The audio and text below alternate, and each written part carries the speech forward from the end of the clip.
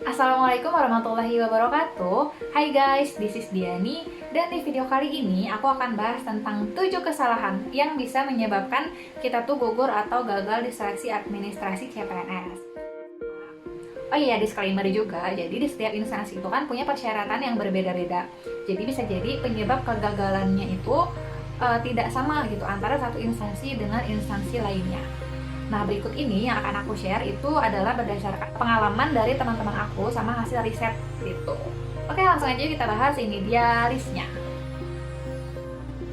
Yang pertama, kualifikasi tidak sesuai. Nah, yang dimaksud kualifikasi di sini itu macam-macam, mulai dari pendidikan. Contohnya ketika kita tuh jurusan sastra Inggris, padahal kualifikasi yang dibutuhkan adalah S1 pendidikan bahasa Inggris. Nah, kalau misalkan kita tuh nekat daftar, itu kita bisa jadi gugur gitu di seleksi administrasi.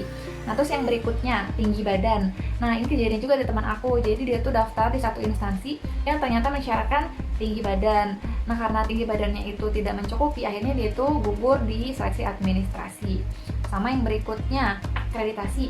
Ada juga beberapa instansi tertentu itu yang mensyaratkan minimum akreditasinya tuh misalnya minimum AB kayak gitu. Jadi kalau misalkan kita tuh masih C, itu otomatis nanti bakalan gugur juga.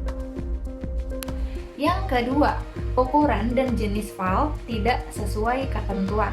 Nah, jadi di tahun 2019 kemarin ketika kita tuh mau upload file, itu sudah ada ketentuan yang terperinci guys mengenai jenis dan ukuran dari file masing-masing yang perlu kita upload. Contohnya, di scan pas foto berlatar belakang merah, itu maksimal 200 KB bertipe file JPEG atau JPEG. Sama di file-file lain juga ada ketentuannya seperti itu. Jadi kalian make sure file yang mau kalian upload tuh udah sesuai ketentuan.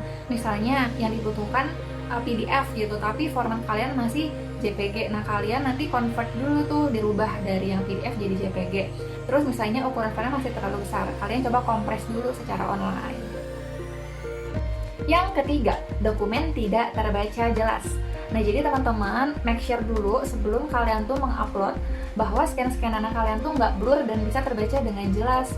Karena kalau misalkan ngeblur itu pasti akan menyulitkan panitia gitu ketika verifikasi.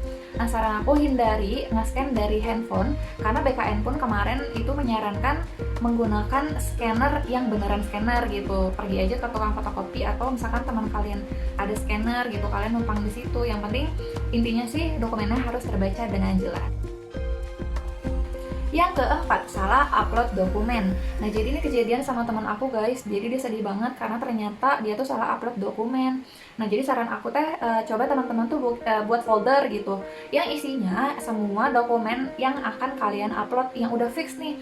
Jadi tuh nggak ketukar sama dokumen yang sebelum kalian revisi. Yang kelima, salah menulis nama instansi. Nah, jadi ini beneran kejadian juga guys di teman aku. Jadi dia tuh gugur gara-gara di surat lamaran dia salah tulis nama instansi.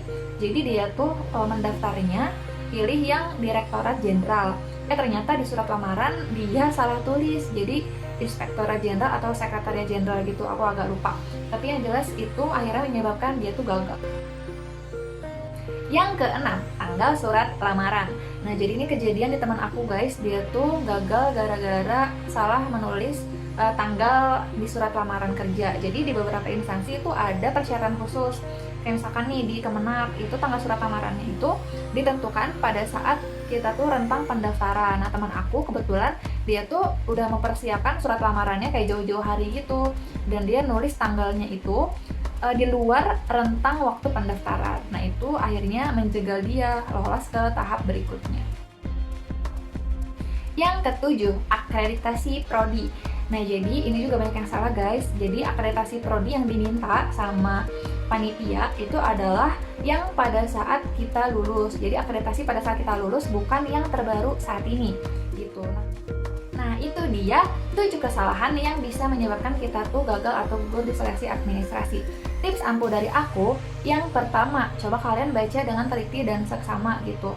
Pendaftaran di instansi kalian itu persyaratannya apa aja, karena bisa jadi antar instansi berbeda-beda.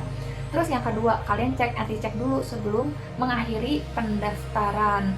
Jadi sebelum klik submit, itu kalian make sure semua file yang terupload itu sudah benar. Sama yang ketiga, jangan mepet mengakhiri pendaftaran dengan waktu atau batas akhir pendaftaran itu sendiri. Ini untuk menghindari web SSCN itu down karena diakses oleh banyak sekali oleh pelamar dari seluruh Indonesia. Itu dia yang bisa aku sampaikan, semoga bisa bermanfaat ya untuk teman-teman semua. Good luck buat kalian, semoga kalian lolos seleksi administrasi dan bisa melenggang ke SKD, SKB sampai dengan mendapatkan NIP di akhirnya. Oke, terima kasih banyak sudah menyaksikan video ini, sampai bertemu di video saya yang berikutnya.